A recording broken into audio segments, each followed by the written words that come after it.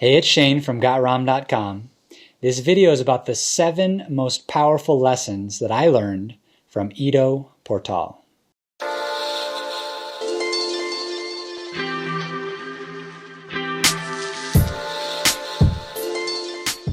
Ido Portal is one of the most impressive and influential teachers in the world of fitness and movement today. He's an incredible mover himself and has influenced thousands of top athletes around the world, like Conor McGregor and more. He's even responsible for spawning one of the biggest shifts in fitness and physical culture since the bodybuilding era, the movement culture. Most importantly, he has inspired thousands of people to expand their movement horizons and play with the variety of different ways that the human body can move. In 2014, I trained with the Ido Portal method, and here's what I learned. I began his online coaching program with the hopes of broadening my movement horizons, and the experience has continued to shape my practice to this day. The scope of the method is vast, from 30-day squat challenges and many minutes spent in a handstand to loaded progressive stretching and wushu protocols. I'm quite clear that I've barely scratched the surface of Ido's teachings. And while there are many people who have gone much deeper with his method, I wanted to share 7 key lessons that I got from my time in his coaching program and in the years since. The first lesson is move more.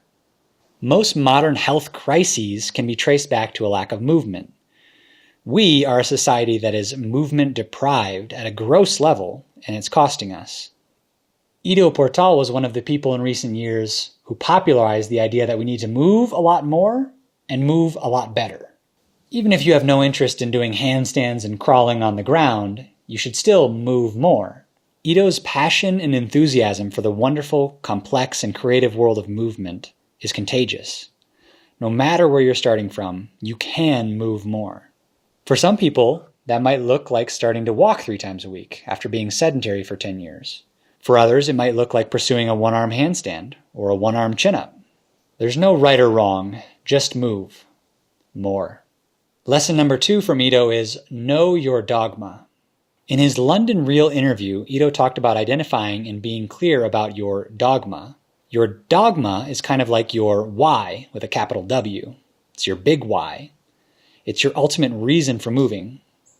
For some, like Ido, their dogma is movement. For others, it's health. Knowing the difference is important because if your dogma is movement, you may try things in the name of, quote, movement research, which are actually not in the best interest of your health. Similarly, if your dogma is health, there may be realms of movement practice that remain undiscovered because the perceived risk is not worth the reward. And there can be many other dogmas, strength, aesthetics, etc. Just be very clear about what your true dogma is because it will determine everything else underneath that umbrella. In other words, your dogma will determine your goals, and your goals will determine your methods. Lesson number 3 from Ido Portal is that repetition is the mother of skill. As Ido says, the body will become better at whatever you do or don't do. If you don't move, your body will make you better at not moving. If you move, your body will allow more movement. My experience of training with Ido was that it was very demanding and time-consuming. One of the first things that struck me about the online training program that Ido sent me was the amount of sheer repetition of the same exercises. Of course, training 12 to 16 hours a week meant that there was a lot of variety, but at the same time there was a lot of monotony. Unlike other programs I'd done in the past, where you did a different workout with different exercises every time, Ido's program had you doing fewer exercises more frequently. To really master a skill, the key is repetition, repetition, repetition. It's easy to get caught up chasing 12 goals at a time, but few have the discipline to pick only 5 goals and ruthlessly pursue them until they're achieved. I learned this lesson the hard way when I sent Ido my first email with all of my goals, which was about 10 to 12. And he basically told me, throw that in the trash because you can't accomplish all of those at the same time. You need to focus on 5 max. I got the message, and fortunately I progressed a lot on those 5 goals that I did ultimately set for myself. The 4th lesson that I learned from Ido is about improper alignment. Ido was fond of saying that there is no wrong movement, there is only a lack of preparation or a lack of awareness. One aspect of training that was very new to me was training with improper alignment. This meant putting your joints in traditionally, quote, dangerous positions and slowly, carefully, increasing the stress on them over time. The theory goes that improper alignment is not probable, it's inevitable. Therefore, we would be wise to prepare for it rather than pretend it will never happen. Interestingly enough, one of the improper alignment exercises I trained was the outside or Eastern sit squats. It turns out that this type of movement or ability has been shown to be quite predictive of how long you'll live. I guess we better keep training it. Lesson number 5 from Ido Portal was progressive overload. Now, progressive overload is a well-known principle of strength training. This wasn't new to me. However, Ido was adamant about always be increasing at least one parameter of overload. His online students will probably be familiar with the following instructions.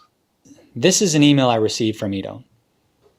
Every time you succeed in fulfilling the rep or set scheme prescribed, next workout you increase weight by 2.5 to 5%. This may require micro-loading, microplates. I suggest getting the plate mates for that purpose. Even in the deload session you increase the weight, even though the sets are decreased. If unable to increase the weight during all the rep and set scheme, aim to increase it even if it is only in the first couple of sets. If still unable to increase the weight due to fatigue, keep it the same and make sure to rest up well before the next session, so you can go on course to increasing the intensity again. Do not miss sessions. Use consistent progressive overload as instructed, even if one parameter is increased only. Range of motion, time under tension, reps, sets, work density, total capacity, variation, etc. This heavy emphasis on always progressively overloading one variable or another is one of the main reasons why Ido and his students display some impressive feats of skill and strength and flexibility. Lesson number 6 from Ido Portal is loaded progressive stretching. Range of motion, or ROM, is the prerequisite for movement. If you have no range, what motion can you really do? It's also the thing most sorely lacking in our Western society, and why I titled my company, Got ROM? Loaded progressive stretching particularly emphasizes the strength component of range of motion. The goal is to get strong in a stretched position. Anyone who's been stretching for several years knows that there's already a strength component in many types of stretching. However, Ido's protocols take it to the next level. Ido's mobility methods include the corset protocols, the wushu protocols and ballistic stretching, and loaded progressive stretching. As I said before, what makes these different from some traditional methods is that they aim to instill strength at your end range of motion. This probably works because the neurological safety net gets lowered when there is sufficient strength in the range of motion. With loaded stretching, your nervous system starts to learn that end range is also safe range. For those whose dogma is health, some degree of loaded stretching is important if they want range of motion with injury prevention.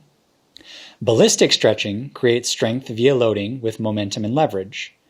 It also prepares the nervous system to go into a stretch very rapidly, which can be quite useful for athletes and movers. This type of stretching has been around for a long time in wushu and kung fu circles, but Ido brought it to the forefront and integrated it into a holistic system of movement. I have my own take on loaded stretching and ballistic stretching. In fact, I have 2 programs about them. And it incorporates something that I didn't find in a lot of Ido's programs, which is targeted tissue work to help prevent muscles from getting too dense or scar tissue from forming, as well as some joint mobility techniques and band-distracted techniques from physical therapy and other disciplines. I think when you add these techniques to the ballistic and loaded stretching, it's much more effective. That's why I call it Ballistic Stretching 2.0 or Loaded Stretching 2.0. Lesson number 7 from Ido is the most important word of all. The phrase which any of Ido's online students know very well is resubmit. This one word has the capacity to crush, frustrate you, and empower you all at once. It basically means, you did not live up to our standards. Try again. It's possible to be told to resubmit your training footage many, many times before being allowed to move on to the next phase of training. Ultimately, this is a good thing because Ido, Odelia, and his crew demand impeccability when it comes to the execution of movements. Resubmit just means hold yourself to the highest of standards. You may dread it, but ultimately you know it's good for you. As I said earlier, I am far from the most advanced student of the Ido Portal method. My goal is simply to share the most powerful 7 lessons that stuck with me from my time training with Ido. To check out some of the way more impressive movers than I recommend you follow and watch the following people. Obviously, Ido Portal himself, Roy Goldschmidt, his sister Odelia Goldschmidt, and Johnny Sapinoso. For those that want to learn more about Ido Portal, visit his website, idoportal.com. And for those that want to learn more about my ballistic and loaded stretching 2.0, check out gotram.com.